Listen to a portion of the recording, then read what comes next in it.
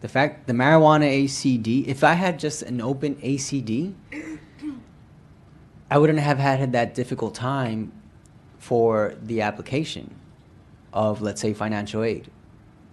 It would have constituted an open case. That's correct. But not an open case for marijuana, the way that the marijuana ACD very explicitly makes it so. It's not mandatory, though, that you take the marijuana ACD, right? Just I'm going to finish, and I'm going to get to that point. As a public defender, I have a constitution, like my obligation when I hear a prosecutor make an offer is to convey it to my client. But in a context where my client is arrested for the very first time on a marijuana possession charge, it is my obligation to move the court for that relief, for that type of relief, so that the person, because if the prosecutor doesn't move for it, it's left open. Whereas if I have to move in and say, Judge, I'm making the application to resolve this with the marijuana ACD. So I have to tell my client. So I'm just confused, right? And part of my confusion is that you laid out a laundry list of concerns and detrimental effects of the ACD. And now you're telling me that it is your obligation to fight for the ACD and make your client aware of this. And so what I'm asking, is there something which is an alternative that perhaps your office can set some precedent to say, this is not a suggestion that I think you should take, like we should just go for an outright dismissal, and maybe that can cause the prosecutor or whomever to say, well, since folk aren't accepting them, then we're not offering them. So it's a really good point, and something as public defenders we struggle with in a range of areas and a range of cases. But to let me just give you an example of the way that the conversations usually go. Now, keep in mind, at the point when I'm meeting my client, I'm not going to go through the litany of the experiences that he or she has already gone through, but their first question is always, am I going home? So first, with the marijuana case, I usually can guarantee the fact that, yes, you're going home. Now let's talk about what actually happened. And they go through and they talk about this bad stop and frisk. And I say, look, here's what the prosecution's offering. Now, it's an ACD. Here's what an ACD means. The case is going to stay open for a period of time. It's going to be like you're going to have an open criminal court case. So if you apply for a job, it's going to come up.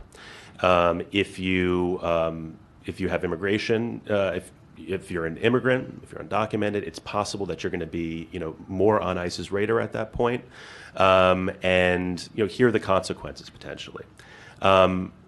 And I say at the end of the day, after 6 months or a year, the case is going to get dismissed, though, dismissed and sealed. It's just during that period that there are going to be these potential consequences. And then the question turns to, well, what happens if I don't take the ACD? Am I still going home? And I'll say yes, for most cases. In most cases, if it's a first-time arrest, let's say. If the person has a record, there still is the risk of bail being set. But ordinarily, I can say, yeah, you're going home. But the case isn't going to end. You're going to have to come back to court likely in a month or two from now. I might be able to work out a better disposition, but in my experience in Brooklyn, ACD is the best you're getting, right? I can also, just so you know what the options are, and what we do for a lot of our clients is we petition the court for immediate sealing.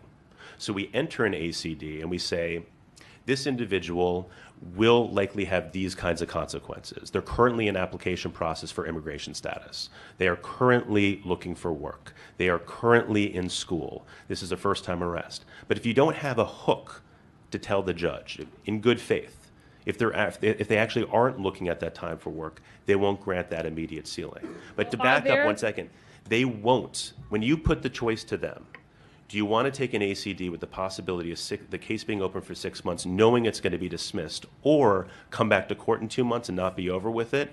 They're 9.9 times out of 10, despite the conversation, despite the information I provide to them, going to take the ACD because they have school, they've got other obligations, they've got childcare. It costs a lot of money. $275 is a lot for most of my clients to get to court and back. And so the choice of wanting to come back to court and have that traumatic experience or just end the case today, knowing that it'll go away, is more powerful than maybe that smarter decision to hold off. That's the Okay. kind of conversations we I have. hear you. And so for the immediate sealing that Yes. you request, is that something that has to automatically be given, or is that at the judge's discretion? Judge's discretion. So does the immediate sealing request come before accepting the ACD or after? It depends on the judge. I will often say there may be interest in this offer, but I do want to give you some more information about my client because my hope is that we can immediately seal the case for the following reasons. Other judges will ask you to first, require that you move for the ACD and then ask for it after the fact. Are there any judges in your experience who just will outright just don't do immediate sealings unless you wait at least 6 months? Sorry, repeat the question one more Are there time. I'm any sorry. judges who have like a principle as to saying that they just won't grant immediate sealings? Not that I know of. You might know more, but there are certainly judges where it's harder. It's going to be a tougher battle to get them to agree to an early sealing. You won't be able to just say it's a first-time arrest, but you need to give them some consequence. So I appreciate your testimony, and let me just say that in full disclosure, most of it is not brand new to me. I have had my share of experiences in your position, and I do, though, believe that your role as lawyer advocates, as you are here today testifying before this body, can also, with perhaps a conversation in terms of maybe changing the way we just do business, as it relates to just not making the suggestion that our folk do these ACDs, which we know, even though you may get some immediate instant gratification, that the long-term effects of the ACD becomes very long-standing. And I think it just requires us, until we're able to do more on the state level, to make some sort of small advances in terms of protecting folk from this disease that has been plaguing our community. So thank you for what you do, and thank you for your commentary today. And that's it. Okay. I just want to add one brief comment to this, which is that in those situations of the ACD, and when the person is told to stay out of trouble for a year or 6 months, or if they weren't engaged in trouble in the first place when they made the arrest, so they're sending them off, going to the same neighborhoods, going to their same communities, and how can they prevent an arrest from happening when they're being over-criminalized? And I will just like to say this, that like Scott is saying, I can't put my interest as a public defender over my client's realities and whether or not they can come to court. In my instance, I didn't want to come back at all. I didn't want to know anything about it, to be honest. And this is what we encounter the most. You're 17, right? And I think that, and maybe it could just be on us to provide a certain level of education to folks to let you know that you have an option. There is life, in court beyond an ACD. But what I butt up against a lot of times is folk sort of say, well, the ACD is the best thing in this scenario. And I'm not saying that's what you do. I'm just saying that that's been some of the experiences. And I just think that, we could do better. I happen to represent the neighborhoods of Brownsville, East New York, Ocean Hill, Brownsville, Crown Heights, East Flatbush, Bed-Stuy, and Cypress Hills.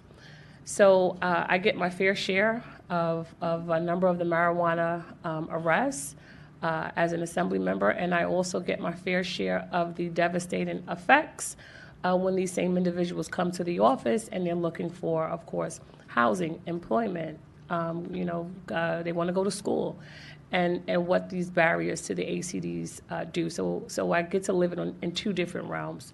And I think that in the immediate, we have to do a lot more in order to give these individuals a fighting chance. Absolutely. Yes. Couldn't agree more.